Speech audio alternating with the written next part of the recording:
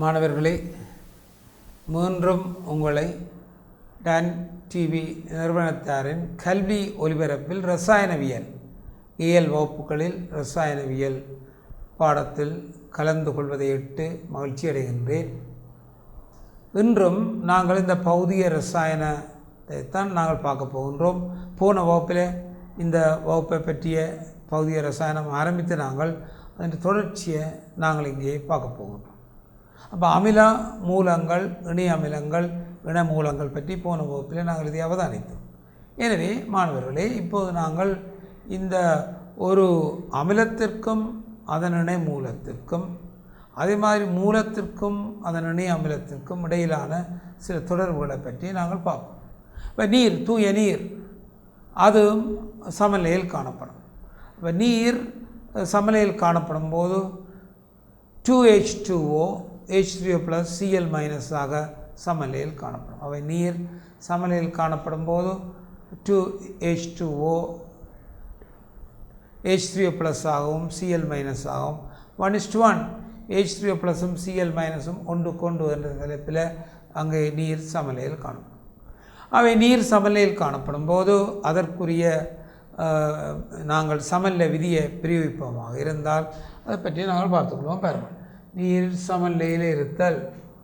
ஆகவே நீர் சமநிலை இருக்கும்போது 2H2OL ஒரு சமநிலை.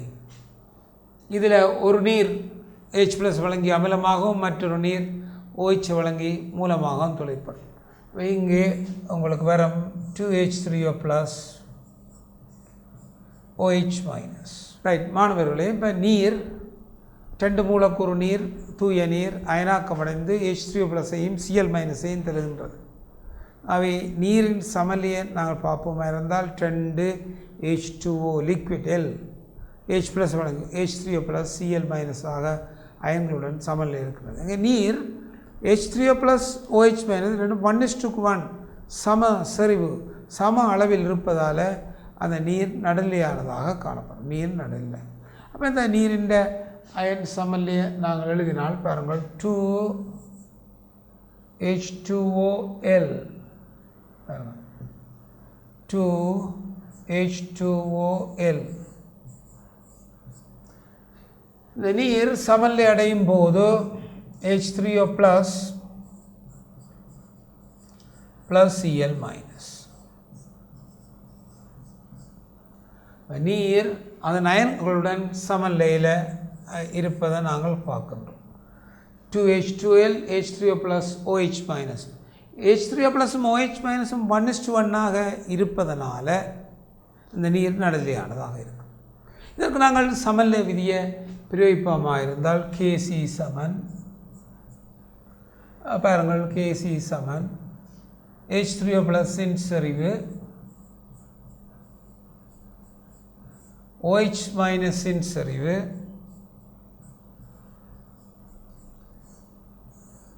தூய நீர் H2OL-இன் 2ஆம் அடுக்கு.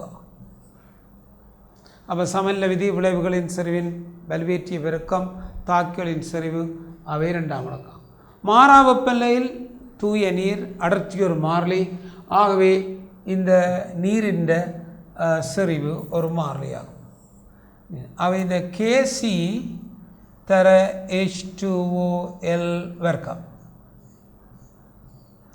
சமன் H3O+ தர OH-. Kc ஒரு மாறிலி, நீரின் செறிவு ஒரு மாறிலி, இவ்வளவும் சேர்ந்தொரு மாறிலி, இந்த பொது மாறிலி இவ்வளவும் சேர்ந்தொரு மாறிலி நீரின் அயனாக்க மாறிலி Kw என்று அழைக்கப்படும். அது H3O+ தர OH- ஆகும். பாருங்கள், அப்போ இந்த நீரின் சமநிலைக்குரிய மாறிலி Kw என அழைக்கப்படும். Kw நீரின் கூட்டப்பிரிவு மாறிலி, அயனாக்க மாறிலி எனப்படும். எனவே இந்த Kwக்கு பகுதி இருப்பதில்லை.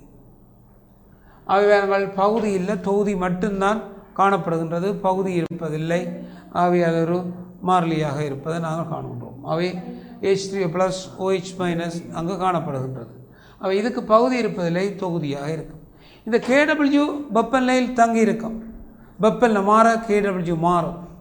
25 பாக C வெப்பநிலை 25 பாக C வெப்பநிலையில் இந்த KW ஒரு மாறா பெருமானம் எடுக்கின்றது.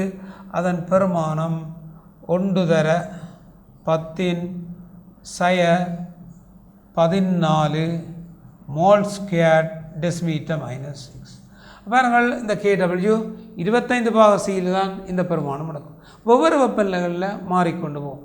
வெப்பநிலை அதிகரித்து செல்லும் போது நீரின் அயனாக்கம் அதிகரிப்பதால் KWவும் அதிகரித்து செல்லும். வெப்பநிலை குறையும் போது நீரின் அயனாக்கம் குறைந்து செல்வதால் KWவும் குறைந்து போகும். ஆகவே 25 பாக C இந்த வெப்பநிலையில் KW 1×10⁻14 எனும் பெருமானம் உடையதாக இருக்கும். பாருங்கள், 25 பாக Cயில் இந்த நீரின் H3O+OH- அயன்களின் செறிவு யாதென்று கேட்டால் கவனிங்க. இப்போ 25 பாக Cயில் இந்த ரெண்டதும் செறிவு யாதென்று கேட்டால் 1:1 எப்போதும் நீரில் ரெண்டும் சமனாக இருக்கும். அப்போ இது ரெண்டும் சமன். அவை நாங்கள் போடலாம் H3O+² சமன் KW 25 பாக Cயில் 1×10⁻14 மோல் ஸ்கொயர் டெசிமீட்டர் -.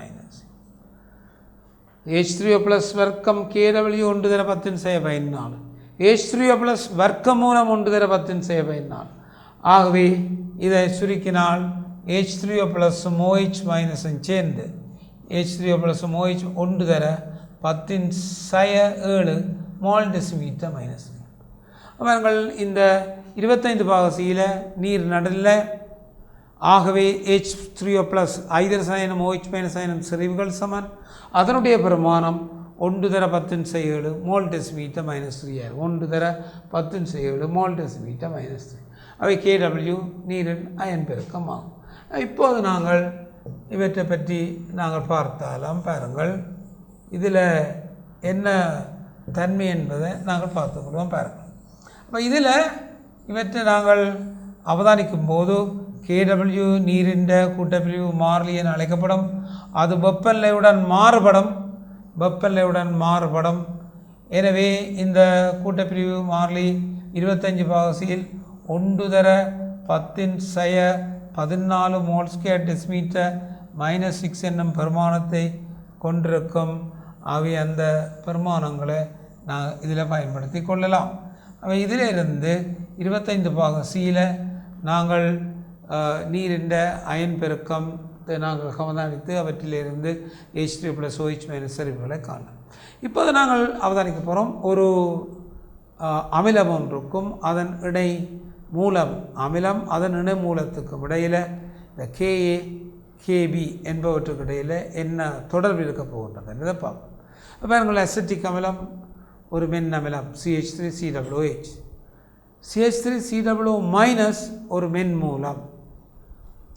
இவற்றின் Ka Kb பெருமானங்களுக்கு இடையில் என்ன தொடர்புடைமை இருக்க போகின்றது என்பதை பற்றி நாங்கள் இதில் பார்ப்போம். பாருங்கள், இப்போ இந்த Ka Kb பெருமானங்களுக்கு இடையில் வர தொடர்புகளை நாங்கள் இங்கே இப்போ அவதானிக்க இருக்கின்றோம். பாருங்கள், அப்போ இப்போது நாங்கள் பார்ப்போம்.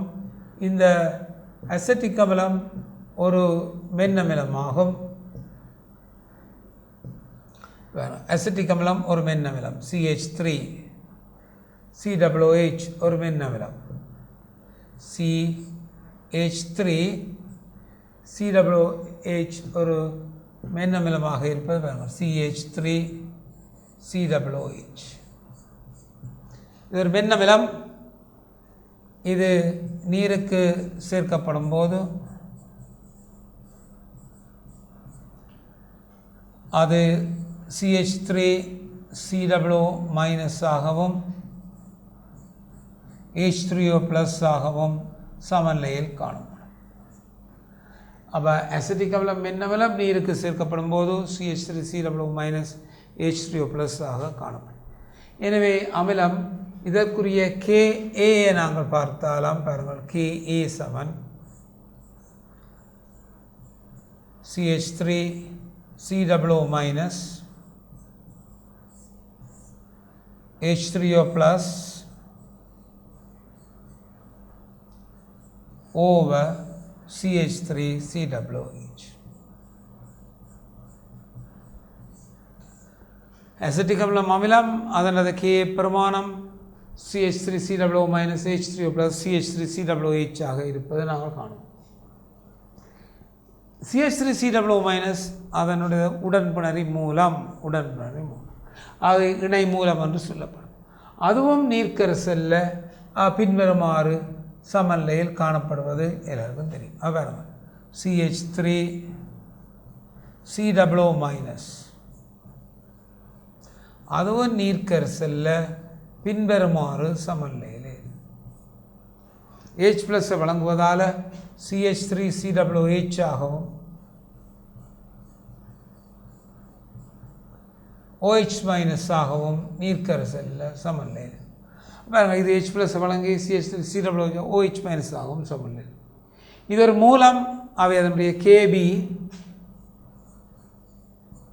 இதனுடைய KBயை நாங்கள் எழுதுவோமாக இருந்தால் அது பாருங்கள் CH3 COOH OH மைனஸ் கீழே எங்களுக்கு தெரியும் இதில் வரும் CH3 COO மைனஸ்.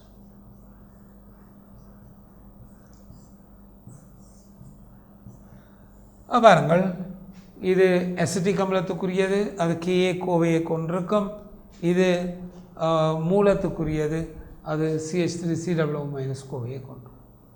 இப்போது இந்த Ka Kb அது பெருக்கத்தை நாங்கள் அவதானிப்போம். Ka Kb பெருக்கம், Kaயும் Kb பெருக்கத்தை நாங்கள் பார்க்க போகின்றோம். பாருங்கள், Ka தர Kb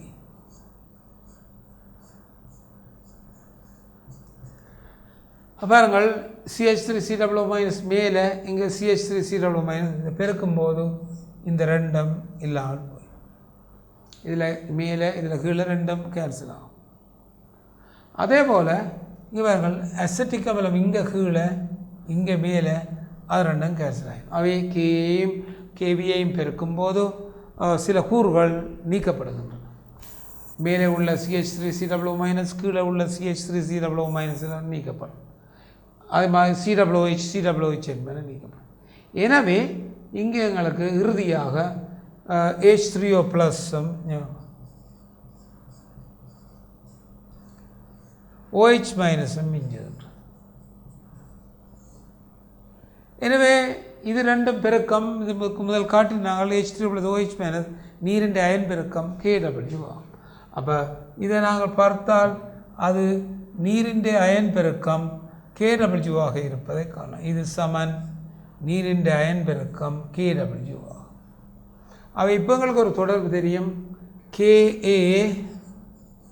தர Kb சமன் KW ஆகும்.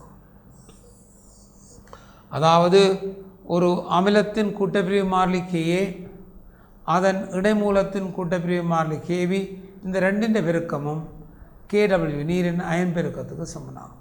25 பாக சியில் இந்த Ka Kbக்கான தொடர்பை நாங்கள் பார்த்தால் Ka தர Kb சமன் 1 தர 10⁻14 மோல்ஸ்கேர் டெசிமீட்டர் -6 ஆக இருக்கும். அப்போ மூலம் அமிலம் எதுவாக இருந்தாலும் ஒரு அமிலம் அதன் இணை மூலம் Ka Kb KW அல்லது இணை மூலம் அதன் இணை அமிலம் Ka Kb KW பிரதானமான தொடர்பு அந்த Ka Kb KW என்கின்ற தொடர்பை நாங்கள் பார்க்கணும். ஆகவே நாங்கள் இதில் அவதானிக்கும் போது எந்த அமில மூலங்களுக்கும் இந்த தொடர்புடமே நாங்கள் பெற்றுக்கொள்ளக்கூடியதாக இருப்பதை நீங்கள் காணலாம். அப்போ எந்த ஒரு அமிலம் எந்த ஒரு மூலம் வந்தாலும் அவை உடனடியாகவே இந்த தொடர்புக்கு உட்படுத்தப்படுவதை நீங்கள் பார்க்கலாம். அப்போ இந்த தொடர்பை நாங்கள் அவதானிக்கும் போது அவருடைய Ka Kb பிரமாணங்கள் KWக்கு சமனாக காணப்படும்.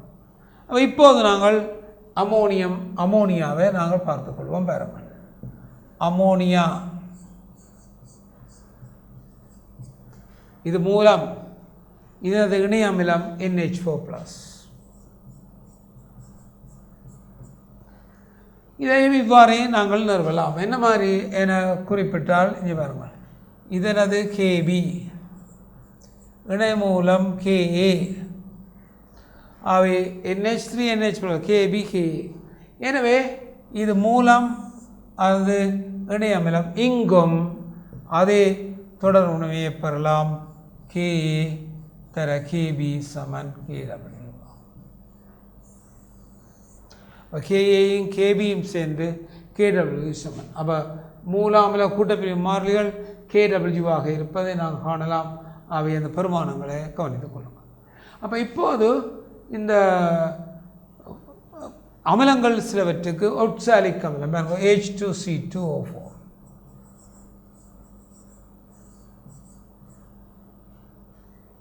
இது நீர்க்கரசல்ல 2 படிகளில் இருக்கும். H + HC2O4-. அதே அப்போ இதுக்கு உரியது Ka1 பாருங்கள், அது Ka1 HC2O4- மீண்டும் சமநிலையில் இருக்கும் H + C2O4-. இது Ka2. அப்போ இது இருமூலம் என்னமிலம் 2 படிகளில் அயனாக்கமடையும். ஒரு படி H + HC2O4-, மற்றது H + C2O4. இது Ka1, இது Ka2. இந்த ரெண்டையும் நாங்கள் கூட்டும்போது, இந்த ரெண்டையும் கூட்டும்போது முழு அயனாக்கப்படி இதுவும் மட்டுப்பட H2C2O4 2H + C2O4-. பாருங்கள், இது முதலாம் சமநிலை அயனாக்கப்படி, இது ரெண்டாம் சமநிலை அயனாக்கப்படி. ரெண்டையும் நாங்கள் சேர்க்கும் போது எங்களுக்கு 2 சமநிலைப்படிகள் வரும். H2C2O4 2H + C2O4-. இதனுடைய Ka3 என வைத்தால் முன்பு மாதிரி என்ன தொடர்பு ரெண்டுக்கும் இருக்குது. Ka1 Ka2 Ka3க்கு இடையில் உள்ள தொடர்பு என்ன தொடர்பு இருக்கும் என்பதை நாங்கள் பார்க்கணும். இவற்றுக்கான தொடர்பு என்ன தொடர்பு இருக்கும் என்பதை பார்க்கணும். அப்போ இதற்கு நாங்கள் இந்த Ka1-ஐ எழுதும் போது பாருங்கள், இந்த Ka1-ஐ நாங்கள் குறிப்பிடும் போது அந்த Ka1-க்குரிய தொடர்பு என்ன என்பதை முதலில் நாங்கள் பார்த்து கொள்வோம். Ka1 பாருங்கள், அந்த Ka1-ஐ குறிப்பிடும் போது Ka1 சமன் பாருங்கள், Ka1 சமன். இதில் நாங்கள் பார்த்தால் Ka1 சமன் H + C2O4 - H2C2O4 C2O4 2- H2C2O4.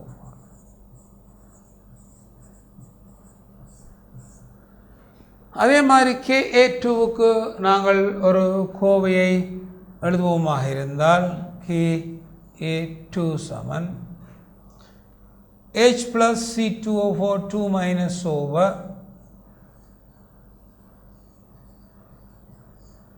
HC2O4-. பாருங்கள், K1 அமிலத்தின் முதலாம் கூட்டப்பிரிவுமா, Ka2 ரெண்டாம் கூட்டப்பிரிவுமா. இந்த ரெண்டையும் பெருக்கினால் Ka1 தர Ka2. முன்பு மாதிரி இந்த ரெண்டையும் பெருக்கினால் கவனமாக பெறும். இதில் HC2O4 கீழே இருக்குது, இதில் மேலே இருக்குது, ரெண்டும் மட்டுப்படும். அதே போல் அப்போ பாருங்கள், இந்த தாக்கங்களில் இது வெட்டுப்படுவதை நாங்கள் காணலாம்.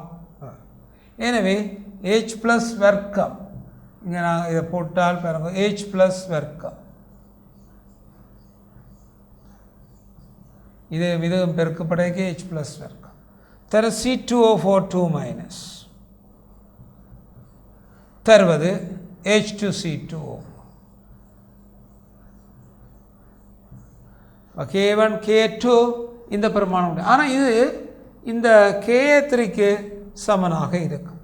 பாருங்கள், K1 தர KA2 சமன் KA3 என்ற ஒரு பிரதானமான தொடர்புடைமையை காணலாம். எனவே உங்களுக்கு விளங்கணும், இரண்டு சமநிலை தாக்கங்கள் கூட்டப்பட்டு விளைவு தாக்கம் பெறப்படுமாயின் அவற்றின் சமநிலை மாறிலிகள் பெருக்கப்படும். இரண்டு சமநிலை தாக்கங்கள் கூட்டப்படும் போது விளைவு தாக்கம் பெறப்படுமாயின் விளைவு தாக்கத்தின் சமநிலை மாறி முதல் ரெண்டு சமநிலை மாறிகளின் பெருக்கு தொகையாக அமையும். பெருக்கம் KA1 KA2 சமன் KA3 ஆக அமையும். இவ்வாறு மூன்று சமநிலை தாக்கங்கள் கூட்டப்பட்டு விளைவு ஒன்று பெறப்படுமாயின் இங்கு KA1 KA2 KA3 சமன் KA4 ஆக இருக்கும். அவ கூட்டப்படும் போது சமநிலை தாக்கங்கள் அவற்றுக்கிடையான அந்த அமில கூட்டப்பிரிவு மாறிலிகள் சமநிலை மாறிலிகள் அவை பெருக்கப்படுவதை காணும். கூட்டப்படும் போது கூட்டப்படும் போது இந்த சமநிலை மாறிலிகள் பெருக்கப்பட்டு புதிய விளைவு ஒன்று தோன்றுவதை நாங்கள் காணலாம்.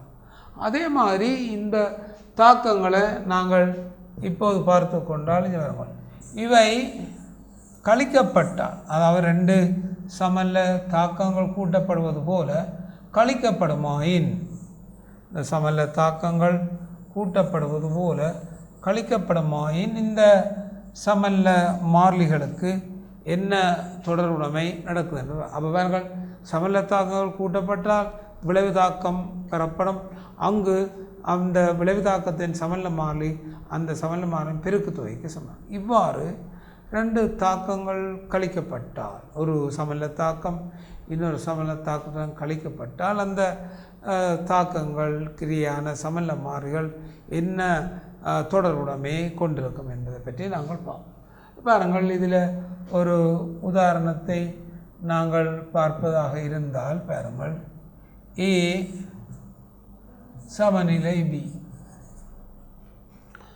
A சமநிலை B, இதுக்குரியது K1 என்று எடுப்போம். அடுத்தது C சமநிலை D, இதற்குரிய சமநிலை மாறிலி K2 என்று எடுப்போம். அப்போ K1 K2 ரெண்டு சமநிலை மாறிலி. எனவே இப்போ நாங்கள் பார்ப்போம் பாருங்கள், A D BC இது K3 என பாருங்கள். இப்போ என்ன தொடர்புடைமை இந்த K1 K2 K3 இடையில் என்பதை பற்றி நாங்கள் பார்க்க போகின்றோம். ஒரு சமநிலை தாக்கம் அது K1, அடுத்த சமநிலை தாக்கம் K2. இப்போது தரப்பட்ட விளைவு தாக்கம் இது. அவை இந்த விளைவு தாக்கம் இந்த K1 K2 எவ்வாறு தொடர்புடைமை இருக்கும் என்பதை பற்றி நாங்கள் பார்க்க போவோம். இப்போ நாங்கள் பார்ப்போமாக இருந்தால் பாருங்கள், இது இந்த முதலாம் தாக்கத்தை ரெண்டாம் தாக்கத்தை கழிப்போம். முதலாவதையும் ரெண்டாவதையும் கழிக்கப்போம். இது 1, இது 2. கழித்தால் A - C B + D அவை வரும். A - C B - D. இப்போது நாங்கள் இவற்றை நேர்த்திசைக்கு மாற்றும் போது பாருங்கள், A + D அங்களுக்கு வரப்போகிறது B + பாருங்கள். இந்த கேட்கப்பட்ட கேள்விக்குரிய தாக்கம் அவை ரெண்டு சமநிலை தாக்கத்தை கழிக்கும் போது எங்களுக்கு வினாவப்பட்ட வினாவுக்கான சமநிலை தாக்கம் இங்கே பெறப்படுவதை நாங்கள் காணலாம். K1 K2 கழிக்கும் போது இப்படியான ஒரு சமநிலை தாக்கம் பெறப்படும். எனவே இதில் இப்போது நாங்கள் பாருங்கள், இந்த K1 சமன் Bன் செறிவின் கீழ் Aன் செறிவு. அதே மாதிரி K2 சமன் பாருங்கள், விளைவின் செறிவு தாக்கியின் செறிவு குணம் Dன் செறிவின் கீழ் Cன் செறிவு. அவங்க K1 Bன் செறிவின் கீழ் Aன் செறிவு, K2 Dன் செறிவின் கீழ் Cன் செறிவு. அவை K1 K2. இந்த இதற்கான சமநிலை மாறிலி K3 என்றால் K3 சமன் Bன் செறிவு தர Cன் செறிவின் கீழ் Aன் செறிவு தர Dன் செறிவு. Bன் செறிவு Cன் செறிவின் கீழ் Aன் செறிவு Dன் செறிவு. BC AD ரெண்டு செறிவுகளையும் இருப்பதை காணலாம். அப்போ இப்போது இவர்கள் பியின் செறிவும் சியின் செறிவு மேலே ஏடி என்பன கீழே. அப்போ இந்த ரெண்டையும் பார்த்தால் பாருங்கள், பியும் சியும் மேலே வரணுமா இருந்தால் ஒன்றை நாங்கள் மற்றதால் வகுக்கும் போது இதையும் வகுக்கும் போது பாருங்கள், வகுக்க பி இந்த சி மேலே போடும். இதை வகுக்கும் போது பாருங்கள், பி கீழே இருக்கிற சி மேலே போயிடும். அதே மாதிரி ஏ டியாக இருப்பதை நாங்கள் காணோம். எனவே இதில் ஒரு பிரதானமான தொடர்புடைமை உங்களுக்கு கிடைக்கப்பெறுகின்றது. K3 சமன் K1/K2. ஒரு பிரதானமான தொடர்பை கிடைக்கப்படுறது. K3 சமன் K1. இது K1, இது K2 சமல்ல மாறிலிகள். இந்த ரெண்டையும் கழிக்கும் போது இந்த நிகரதாக்கத்தினுடைய சமல்ல மாறிலி பெறப்படுகின்றது. அவை கழித்து பெறப்படுகின்ற இந்த தாக்கமாக இருந்தால் அந்த சமல்ல மாறிலிகள் வகுக்கப்படும். எந்த தாக்கத்திலிருந்து எந்த தாக்கத்தை நாங்கள் கழிக்கிறோமோ அந்த சமல்ல மாறிலிகள் வகுக்கப்படுவதை காணலாம். ஆகவே K1/K2. அவ்வாறுங்கள் சமல்ல தாக்கங்கள் கூட்டப்பட்டால் சமல்ல மாறிலிகள் பெருக்கப்படும். அதே மாதிரி ஒரு சமல்ல தாக்கம் வகுக்கப்படுமாயின், அதாவது சமல்ல தாக்கங்கள் கழிக்கப்படுமாயின் சமல்ல மாறிலிகள் வகுக்கப்படும். அப்போ கூட்டப்படும் போது பெருக்கப்படும், கழிக்கப்படும் போது அவை பிரிக்கப்படும், கழிக்கப்படும் போது பிரிக்கப்படும். அதே போல் ஒரு சமல்ல தாக்கத்தை ஒரு குறித்த எண்ணால் பெருக்குவோமாயின் பெறப்படுகின்ற விளைவினுடைய புதிய மாறிலிக்கான சமநிலை அந்த ஒரு அடுக்காக பவர் ஒரு அடுக்காக அமைவதை காணும். அப்போ சமநிலை தாக்கங்கள் பற்றிய கருத்துக்களிலே சமநிலை கூட்டப்படும் போது பெறப்படும் விளைவுதாக்கம் பெறப்பட்டால் சமற்றின் சமல்ல மாறிகள் பெருக்கப்பட்டு செய்யும். 2 சமல்ல தாக்கங்கள் கழிக்கப்படும் போது விளைவு என்று பெறப்பட்ட அந்த தாக்கங்கள் மேலிருந்து கீழே ஒன்றால் வகுக்கும் போது இந்த விளைவை நாங்கள் பெற்றுக்கொள்ளலாம்.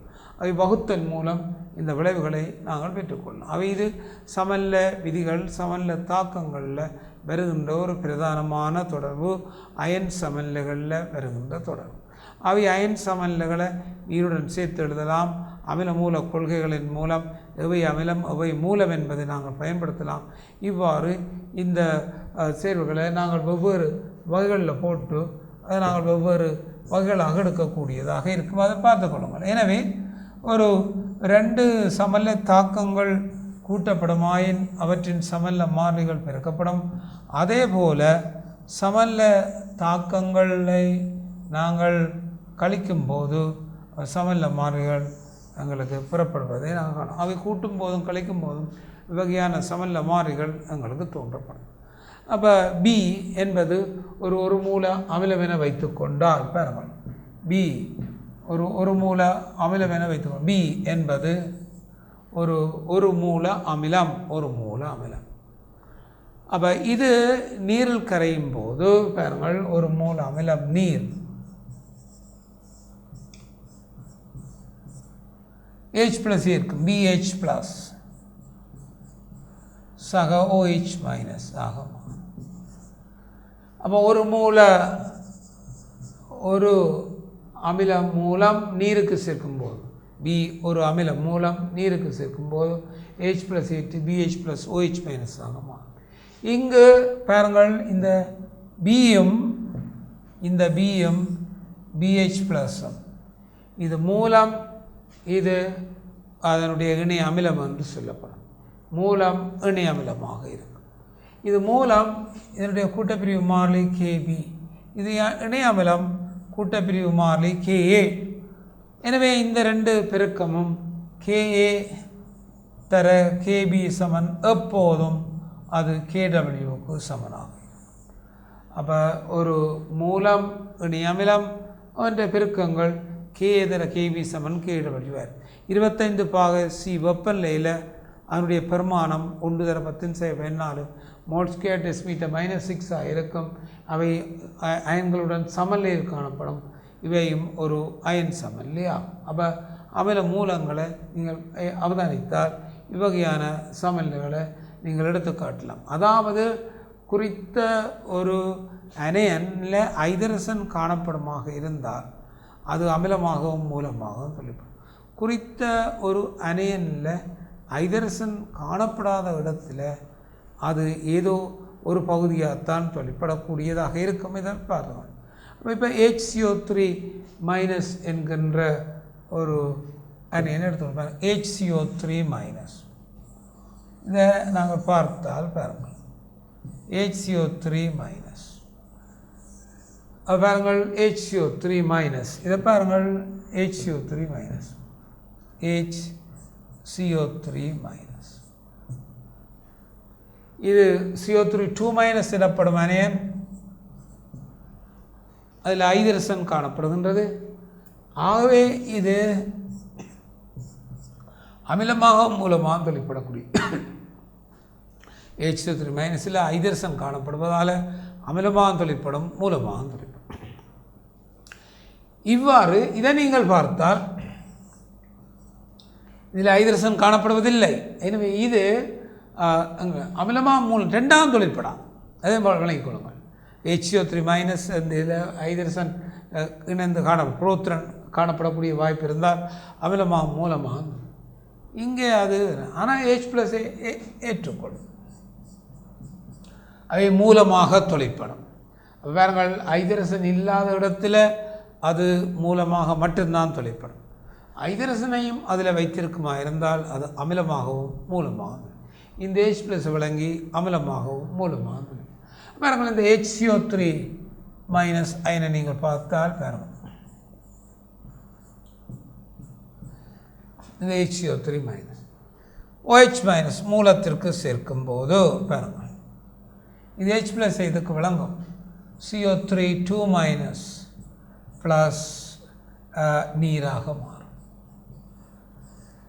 பாருங்கள், இது புரோத்தனை இதுக்கு வழங்கி ஹைட்ரஜனை வழங்கி அமிலமாக தொழிற்படும் போது இது மூலமாக தொழிற்படும். ஆசிட் இது பேஸ், பாருங்கள் மூலமாக. எனவே இந்த தாக்கத்தில் இப்போது இது அமிலமாக தொழிற்பட்டு புரோத்திரனை வழங்குகிறது. இது மூலமாக தொழிற்படுவதற்கும் சந்தர்ப்பம் இருக்குது. பாருங்கள், HCO3 மைனஸ் நாங்கள் அமிலம் உண்டு HCl, இவர் ஏற்றுக்கொள்வார். கார்போனிக் அமிலம் CO2 நீர் H2CO3 சக Cl மைனஸ். இந்த சந்தர்ப்பத்தில் இது H+ ஏற்றுக்கொண்டு வரும்.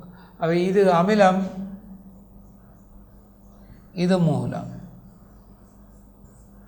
பாருங்கள், அமிலமாகவும் மூலமாகவும் இது தொழிற்படுவதை நாங்கள் காணலாம். அமிலமாகவும் மூலம் அவை இந்த ஒரு அணையன் ஹைட்ரஜனை வைத்திருக்கும் போது அது அமிலமாகவும் மூலமாகவும்.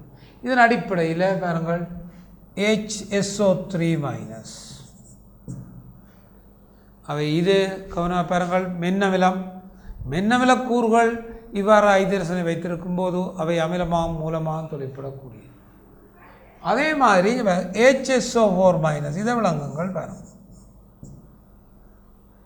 இது அணையன் ஹைட்ரஜனை வைத்திருக்கின்றது, ஆனால் இது வண்ணமிலக்கூறு. ஆகவே இது அமிலமாக மட்டும்தான் தொழிற்பட முடியும். ஆனால் அது H+ ஏற்று வண்ணமிலத்தை தரமாட்டாது. அப்போ இதில் பாருங்கள், ஒரு மின்னமிலத்தினது அணையன்கள், ஒரு மின்னமிலத்தினது அணையன்கள் H+ ஹைட்ரஜனை வைத்திருக்கும் போது அவை அமிலமாகவும் மூலமாகவும் அமில மூல இயல்பு அமிலமாகவும் மூலமாகவும் தொழிற்படக்கூடியதாக இருப்பதை நாங்கள் காணலாம். இது அமில மூல இயல்புகள் அமிலமாகவும் மூலமாகவும் தொழிற்படுவதை நாங்கள் எடுத்துக்கொள்ளலாம். அப்போ என்ன என்று சொன்னாலும் ஒரு நாங்கள் எழுந்த மாதிரி சொல்ல முடியாது. ஒரு வண்ணமிலத்தினது அணையன் ஹைட்ரஜனை வைத்திருந்தால் அது ரெண்டாவது தொழிற்படாது. அது ஒரு நாளும் H+ ஏற்றுக்கொள்ளாது. அது வண்ணமிலத்தை தோற்றுவிக்காது. அவை இந்த சந்தர்ப்பத்தில் அது எங்களுக்கு அவதானிக்கலாம் அமிலமாகும். ஏனையவை இல்லாமல் ஒற்சாலிக்க அமிலம் HC2O4 மைனஸ் இது ஒரு மென்னமிலம் ஹைட்ரஜனை வைத்திருக்கின்றது. ஆகவே இது அமிலமாகவும் மூலமாகவும் தொழிற்படும். H2PO4 மைனஸ் பாஸ்போரிக் அமிலம் மென்னமிலம், அது ஹைட்ரஜனை வைத்திருக்கின்றது. ஆகவே அது அமிலமாகவும் மூலமாகவும் தொழில். இவ்வாறு அமிலமாகவும் மூலமாகவும் தொழிற்படுவதை நாங்கள் காட்ட முடியும். எனவே மாணவர்களே, இதிலிருந்து உங்களுக்கு வெண்ணமிலம் என்ன மென்னமிலம் என்று தெரியும். வன்மூலம் மின்மூலங்கள் பற்றி உங்களுக்கு தெரியும். அதேபோல் எவை அமிலமாக தொழிற்படும் எவை மூலமாக தொழிற்படும் என்பதெல்லாம் உங்களுக்கு விளங்கும். அவை இந்த அமிலத்துக்குரிய கூட்டப்பிரிவு மாறிகள் மூலத்துக்கான கூட்டப்பிரிவு மாறிகள் எல்லாம் தெரியும். அவை வெப்பநிலையில் தங்கி இருப்பதெல்லாம் தெரியும். அவை ஒரு மென்னமிலமும் அதன் இணை மூலம் கூட்டப்பிரிவு மாறின் பெருக்கம் KW என்பதும் தெரியும். இவ்வாறு இந்த பகுதிகள் நாங்கள் இத்துடன் இந்த காணொளியில் நிறைவு செல்வோம். இன்னொரு காணொளியில் இவை பற்றிய தொடர்ந்து மேலதிக அம்சங்களை பற்றி உங்களுடன் கலந்துரையாட இருக்கின்றேன். எனவே இன்று இந்த வகுப்பை இதனுடன் நிறுத்திக் கொள்வோம். எனவே மாணவர்களே, நன்றி.